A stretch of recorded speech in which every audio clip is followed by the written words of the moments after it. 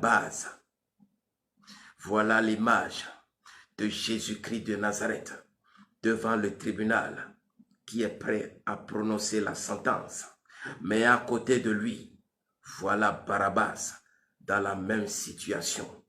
Deux personnes différentes, deux destinées différentes, deux plans différents, deux causes différentes, mais la même situation à un moment donné. Bien-aimés, voilà ce qui se passe dans la vie. Il est question là de deux personnes différentes. Barabbas, le grand bandit. Barabbas qui est reconnu comme un grand bandit, qui ne fait que du faux, qui ne fait que ce qui n'est pas autorisé par la société. Et nous avons à côté de lui Jésus-Christ de Nazareth, celui-là qui est accusé à tort, mais ils se retrouvent tous devant le tribunal qui doit juger. Voilà un chemin que beaucoup de gens se... Il est très dangereux de juger une situation à son début. Il est très dangereux de tirer une conclusion lorsque la situation ne vient que de commencer. Beaucoup de gens se retrouvent dans des pièges. Beaucoup de gens se retrouvent dans de grands pièges de Satan parce qu'ils ne savent pas qu'il faut analyser une chose et qu'il faut avoir l'esprit de discernement. Il reçoit un cadeau, certes, mais ce cadeau-là a de graves conséquences. Il reçoit des biens qui le mettent dans l'abondance. Mais cette abondance-là l'amène à baisser les yeux. La Bible dit qu'au moment où Abraham se fut séparé de Lot, au moment où Lot se fut séparé d'Abraham, lorsque Lot prit des pas de sa maison, Dieu s'adressa à Abraham. Abraham dit, Abraham, lève les yeux. On ne dit pas à quelqu'un qui a les yeux levés de lever les yeux spirituellement. Il avait les yeux baissés. Lève les yeux, regarde le pays. Il était dans une position où son regard n'observait pas le pays tel qu'il devait être observé. Il ne regardait pas les grandes choses du pays. Il avait les yeux baissés dans le monde spirituel, les yeux baissés sur sa situation actuelle, les yeux baissés sur les choses qu'il avait acquises et qui étaient à sa disposition là, en ce moment-là précis. Dieu lui avait fait une promesse. Dieu lui avait dit, je vais te donner le pays tout entier en héritage. Un pays que je vais donner à ta descendance. Ce pays, je vais te le donner à toi et à ta descendance. C'était ça, la promesse de Dieu. Je te bénirai. Je te bénirai. Et toutes les nations de la terre seront bénies en toi. Je vais faire ton nom grand. Tu ne seras pas n'importe qui sur cette terre. Je vais travailler sur ta vie. Je vais t'élever. C'était ça, la promesse de Dieu. Parcours ce pays de long en large parce que je vais te le donner. C'était ça, la promesse de Dieu. Pas un quartier, pas une ville. Tout un pays que Dieu voulait lui donner. Mais lorsqu'il est allé en Égypte, qu'il a reçu des cadeaux, il est revenu. Et à partir de ces cadeaux-là, il s'est dit, c'est déjà bon. Alors ses yeux se sont baissés. Il y a des vies qui ont été détruites aujourd'hui parce qu'on lui a fait des cadeaux. On lui a donné des biens, ils ont souri, ils se sont dit, c'est bien, Dieu vient de me bénir, attention. Ils n'ont pas la réelle définition de ce qu'on appelle un bien, ils n'ont pas la réelle définition de ce qu'on appelle un mal. Abraham a reçu ses cadeaux, mais la finalité, le travail que ces cadeaux ont fait dans sa vie, c'est de lui faire baisser le regard et de lui faire oublier la promesse de Dieu.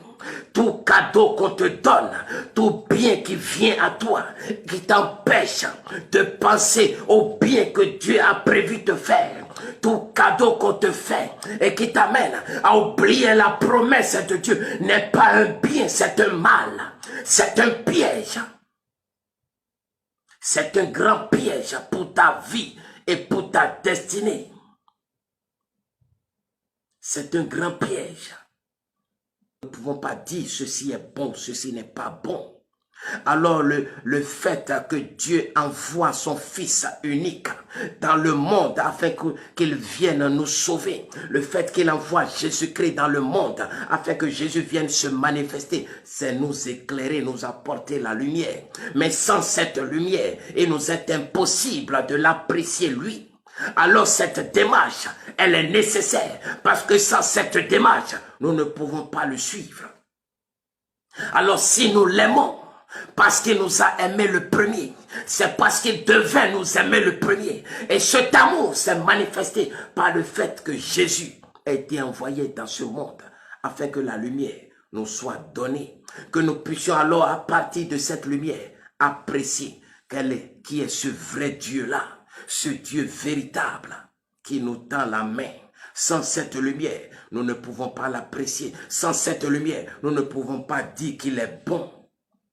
Sans cette lumière, il est impossible de dire que Dieu est bon. Si beaucoup de gens rejettent, fais très attention, mets-toi au pas, corrige tes voies. Corrige tes voies, sinon tu seras surpris. Corrige tes voies, sinon tu seras surpris. Au dernier jour, tu seras surpris. Ils étaient des millions. Des centaines de millions de personnes sur la terre. Et Dieu n'a parlé que de Job. Il a dit, as-tu vu Job sur la terre? Est-ce que tu l'as vu, ce jeune homme? Est-ce que tu l'as vu? C'est de lui que rendait témoignage Dieu. Dieu rendait témoignage de Job. Dieu était tellement content de lui. Est-ce que tu l'as vu?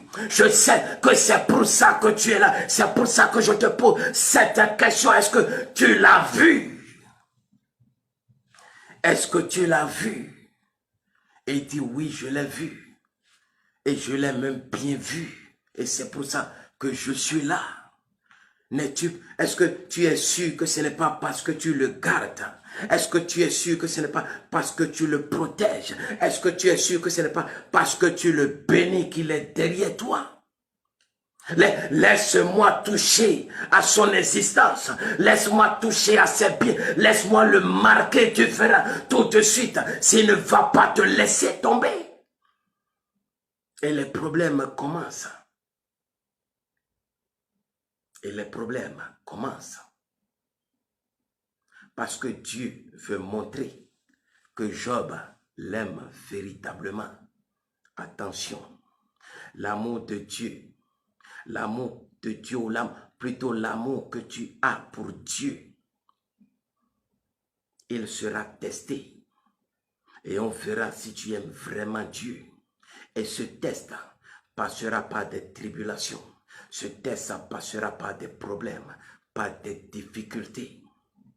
Mais lorsque ces choses commencent par aller dans la vie de certaines personnes, ils se lèvent et ils commencent par attaquer Satan de gauche à droite. Écoute-moi, Satan n'est pas à la base de ce que traverse Job. Satan n'est pas à la base. Pourquoi? Parce que Job, il est droit devant Dieu. Être juste devant Dieu, être droit devant Dieu, c'est être qualifié pour traverser les tribulations. Être juste devant Dieu, c'est être qualifié pour traverser les problèmes. Parce que Dieu, quelque part, il veut montrer à Satan qu'il y a quelqu'un qui l'aime véritablement. Et les choses concourent au bien de ceux qui aiment Dieu véritablement.